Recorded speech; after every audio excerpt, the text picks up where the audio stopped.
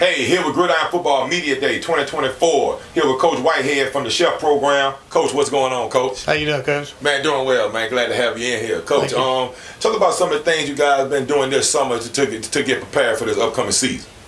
Yeah, we've had a lot of guys that have worked with trainers, with individual trainers. That's been a good thing that we've kind of added to our program. Guys have gotten guys interested in doing that, and guys committed to doing that. We've had guys that have been at the field every week, probably a couple of times a week, running routes and catching passes, and quarterback's been working out. So a lot of good stuff there. We spent some time in the spring doing our spring training. We ended that with a spring game, and so that was a positive thing for us. We were able to get some guys a little bump, right. During the spring. Is that something new that you guys did this spring? Yeah, so this spring was the first time in, as far as I know, in probably a decade that we've put pads on during the spring, and then first time we've had a spring game. We've done some 7-on-7 in the past, but the spring game was a good addition, and I think it worked well to help guys get a feel for what it's going to be like, get them motivated to go spend a month of June really preparing for the season. Good deal. Tell about some of the guys that you guys got that's going to be stepping up, or some of your key guys too as well. That we're going to be leaning on to. Yeah, sure. During this 24th season. Yeah, so we've got 9 seniors this year. So we're looking forward to trying to make a run. The 9 seniors are really going to make up a big part of what we're going to do. They've been around the program for a while, most of them, and we've got some athletes. We've got guys that are quick, guys that know their routes, and we've got a quarterback that's really been working hard. This will be his second year taking all the snaps, and so we really look forward to our passing game coming around. We've got receiver Chase McCall that is going to line up wide for us most of the time, and he's just got really good breakaway speed after he catches the ball. And so we've got a slot that's new to the team, Whitehead, who is really quick, really strong, very shifty. So we're going to put him in a position to make a few catches, but maybe also get involved in the backfield a little bit. Right. And we've got multiple guys that we can run on the other side and try to get touches too. Okay.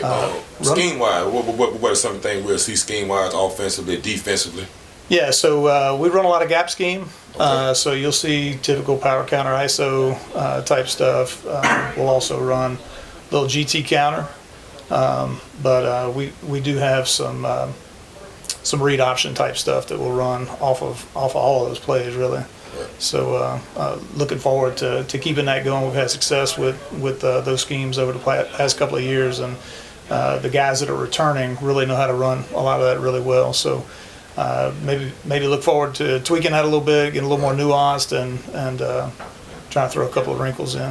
Defensively, all front, even front. So we're gonna go odd front. We'll typically run a 3-4 as our base, and probably typically a 2-high structure, but we've done really well in the past years of locking people down. I think our strength is going to be our linebackers, but we have some guys that are really strong at defensive end to play the style of end that we need for that 3-4 front. So I think that's really good. But safety-wise, I think safeties, we count on our safeties to be some of our primary tacklers, and so we've got some good guys lined up to do that as well. So. Gotcha. Now I know this will be a little bit different from some of the other coaches that I spoke on about scheduling.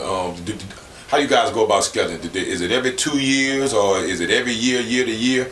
Tell us about that process. Yeah, so it's every year to year, and we try to do the best we can to maintain relationships with the other coaches that have teams that are available for us to play.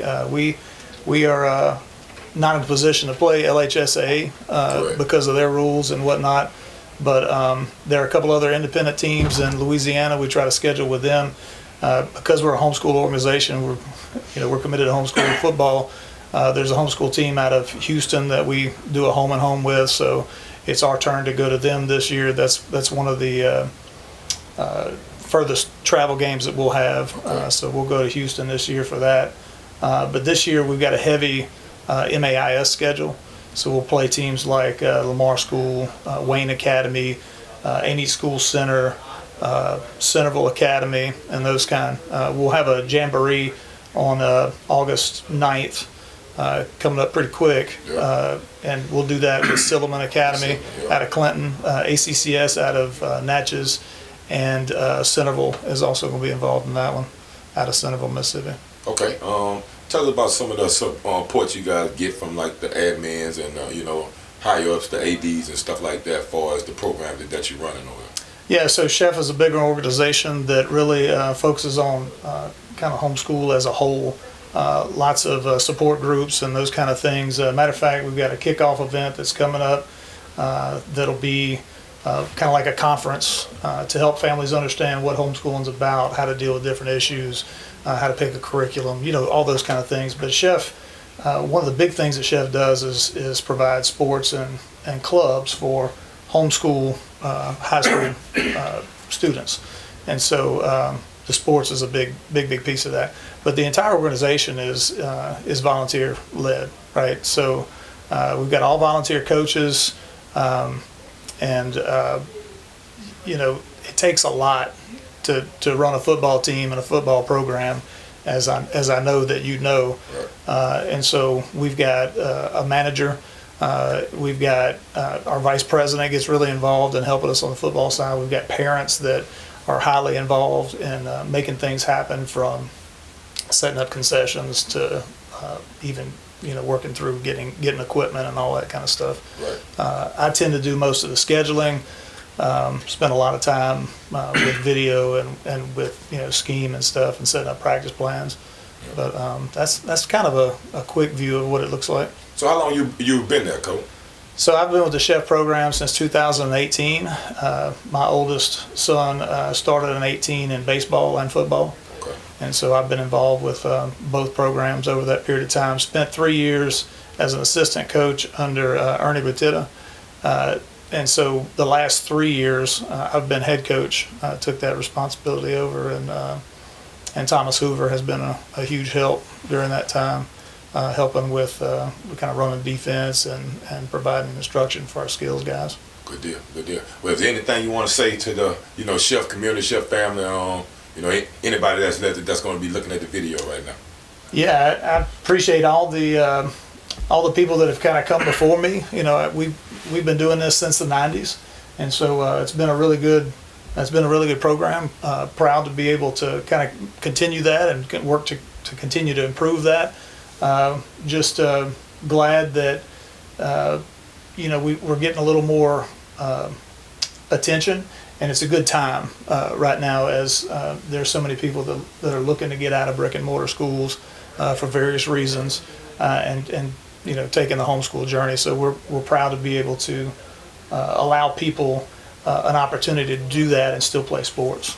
And one other thing, it just came to mind. One other thing, I know that in the past that you know had to go out when we talking back about scheduling. You had to go out and try to find those games. But now, you know, talk about the process of now teams recognizing you guys as a real program, as a guys that you know real games, and they actually reaching out to you all, you know, trying to get those scheduled games. Yeah, this year especially, it's been really interesting, because you know we've had seasons where we've really fought to schedule games and get the games that you know, the number of games that we want. We try to get a 10 games schedule set up, and it's been even more difficult. Like last year, there were fewer independent teams available to play in Louisiana, so that made it even more difficult. But this year, contacted by multiple teams, whether it was you know, the MAIS teams that were looking for you know, for someone to play in their jamboree, or whether it's season games. And so you know, that was refreshing to see that, you know, we are being noticed, and people are recognizing the level of football that we play, and wanting to schedule us. Good deal, good deal. Well, man, we're going to definitely be on the trail with Gridiron. We're going to be, you know, highlighting those guys that's coming out there, and we're going to be following it throughout the season. I don't know if you got any of them circled on there. I know Kayanna, that's always a rivalry game.